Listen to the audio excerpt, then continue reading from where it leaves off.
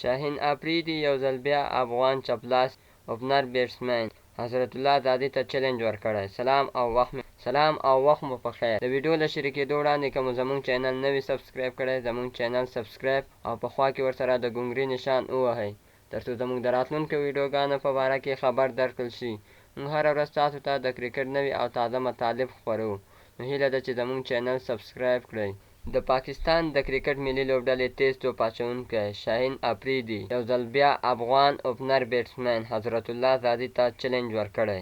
شاهین افریدي په خپله وروستۍ مرکه کې ویلي چې افغانستان حضرت الله زادي ته زما چیلنج دی.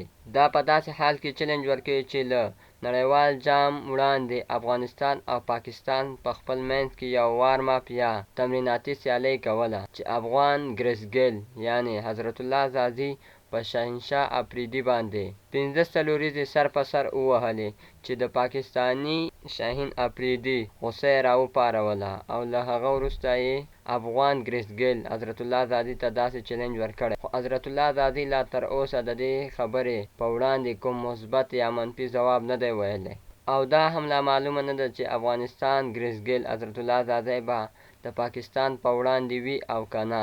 افغانستان به خپله رسمي سیالۍ په نړیوال جام کې له پاکستان سره د راتلونکې میاشتې پر 29مه نیټه ده چې د شنبې ورځ راځي ترسره کوي. د افغانستان د بریا په هیله.